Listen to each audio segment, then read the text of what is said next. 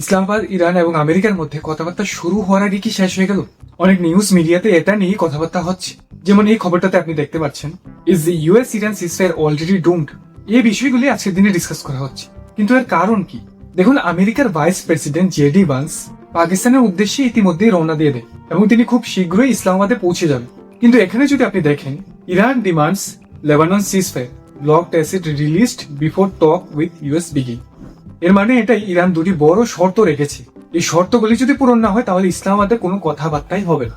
Iran এই শর্তগুলি রাখা মাত্রই ট্রাম্প অনেক রেগেছে এবং ইরানকে হুমকি দিতে শুরু করে, যার ফলে গতকাল গভীর রাতে আমেরিকার স্টক মার্কেট অনেকটা নিচে চলেছে।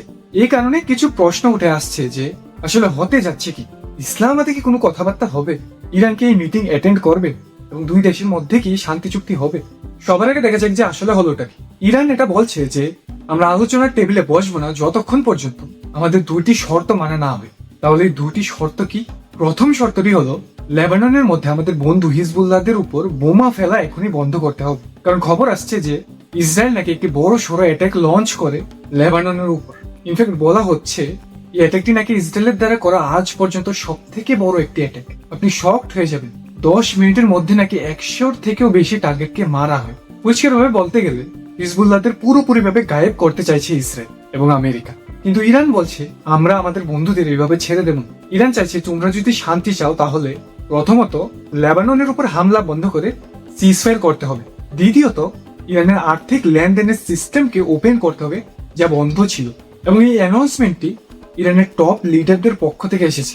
আচ্ছা, এখন এই সম্পূর্ণ সমস্যাটির মেইন পয়েন্ট বোঝার চেষ্টা করি। যখন দুটি দেশের মধ্যে যুদ্ধ হয় এবং দুই দেশের মধ্যে শান্তি চুক্তি নিয়ে কথাবার্তা হয়, তখন কিন্তু শুধুমাত্র মুখ দিয়ে নয়, বরং দুই পক্ষকে একসাথে মিলে কাগজপত্রে স্বাক্ষর করার মাধ্যমে বিষয়গুলিকে করতে হয়। কিন্তু এখানে আমেরিকা যে যুদ্ধবিরতির কথা বলছে, ওরা এগুলি শুধুমাত্র মুখেই বলছে যে হ্যাঁ, আমাদের এবং ইরানের মধ্যে 2 সপ্তাহের জন্য যুদ্ধবিরতি ঘোষণা করা হলো এবং যাতে যুদ্ধ শান্তি আনা যায় সেই জন্য পাকিস্তানে ইসলামাবাদে মিটিং হবে। দেখুন, আপনি যদি আমেরিকার দিক থেকে দেখেন তাহলে ওরা বলছে এই যুদ্ধবিরতি শুধুমাত্র ইরান এবং আমাদের মধ্যে, এখানে অন্য কোনো দেশ ইনভলভমেন্ট নেই, এখানে লেবানন নেই। কিন্তু অপরদিকে ইরান বলছে না, লেবাননের উপরও যুদ্ধবিরতি হতে হবে।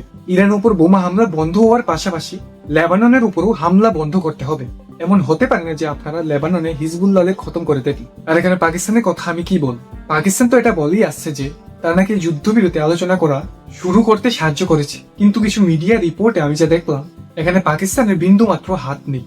তারা শুধুমাত্র বসে আছে এবং আমেরিকায় তাদের নির্দেশ দিচ্ছে যে কি করতে হবে বা সোশ্যাল মিডিয়াতে কি কি পোস্ট করতে হবে। এবং ইসরায়েলও এটা বলছে যে লেবাননের সাথে যুদ্ধবিরতির কোনো কথা হয়নি আমাদের মধ্যে, শুধুমাত্র ইরানের কথাই হয়েছে।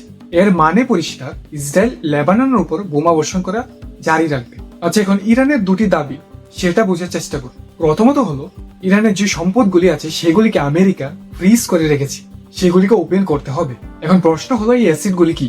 ইরানের বিলিয়ন বিলিয়ন ডলার আন্তর্জাতিক বিভিন্ন ব্যাংকে এবং অয়েল রেভিনিউ টাকা বিভিন্ন ব্যাংকে আটকে আছে।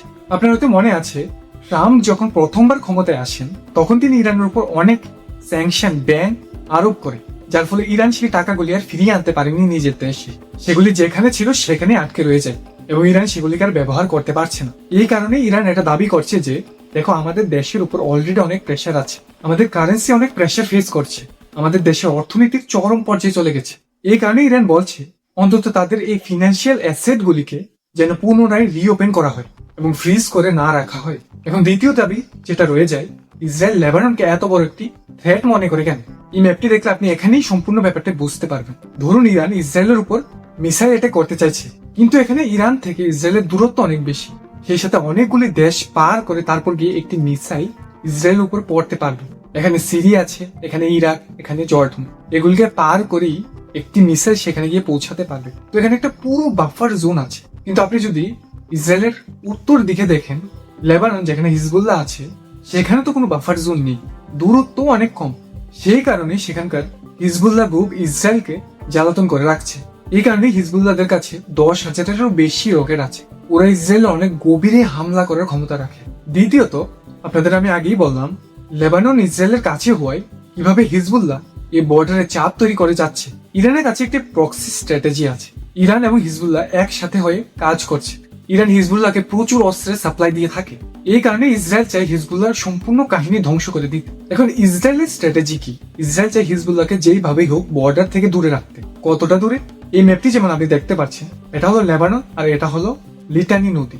এই বর্ডারটি যে দেখছেন, এর এক পাশে লেবানন এবং অপর পাশে ইসরায়েল। তখন হিজবুল্লাহ সম্পূর্ণ গ্রুপটি লেবাননের দক্ষিণ দিকে এখানে অবস্থিত।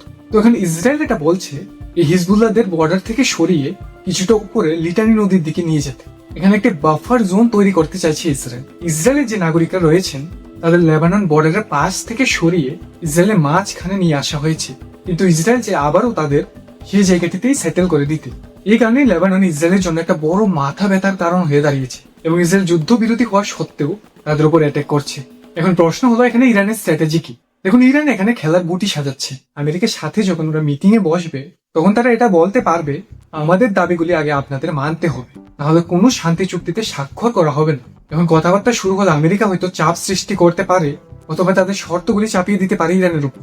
এই কারণে ইরান বলছে তোমাদের সাথে কোনো কথাবার্তা বলার আগে আমাদের এই দাবিগুলি তোমাদের আগে মানতে হবে। কিন্তু ট্রাম্প অপরদিকে আরো বড় সড় একটি হুমকি দিয়ে বসে। এই খবরটা যেমন আপনি দেখতে পাচ্ছেন, only reason they are alive is to negotiate. মানে ট্রাম্প এটা বলছেন যে তোমরা এখনো বেঁচে আছো কারণ আমরা ডিপ্লোমেসি নিয়ে চলছি। দেখুন, ট্রাম্প পরিষ্কারভাবে এটাই বলতে চাইছেন যে আমাদের কাছে পৃথিবীর সব থেকে শক্তিশালী মিলিটারি আছে, পৃথিবীর কোনো দেশে আমাদের সামনে টিকতে পারে, ইরান তো দূরে থাক। কিন্তু সত্যিটা যদি আপনি দেখেন, চাপ কিন্তু ইরানের উপর নয়, বরং ডোনাল্ড ট্রাম্পের উপর সব থেকে বেশি।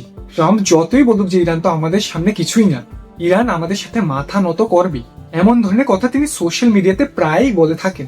কিন্তু আপনি যদি ইরান যুদ্ধের খবরাখবর রাখেন তাহলে আপনি এটা বুঝতে পারবেন যে ট্রাম্পই সব থেকে বেশি প্রেশারাইজ ফেস করছে এখন, শুধুমাত্র আমেরিকা নয় বরং সারা পৃথিবী থেকে ট্রাম্পের উপর প্রেশার পড়ছে এই যুদ্ধ নিয়ে। এখন ট্রাম্পের এই কথাবার্তাগুলির দুটি কারণ রয়েছে। প্রথমত, ইরানের উপর মানসিক প্রেশার তৈরি করা যাতে তারা আমেরিকার উপর কথা মেনে শান্তি চুক্তি করে ফেলে। দ্বিতীয়ত, আমেরিকাতে মিড টার্ম ইলেকশন শুরু হতে যাচ্ছে।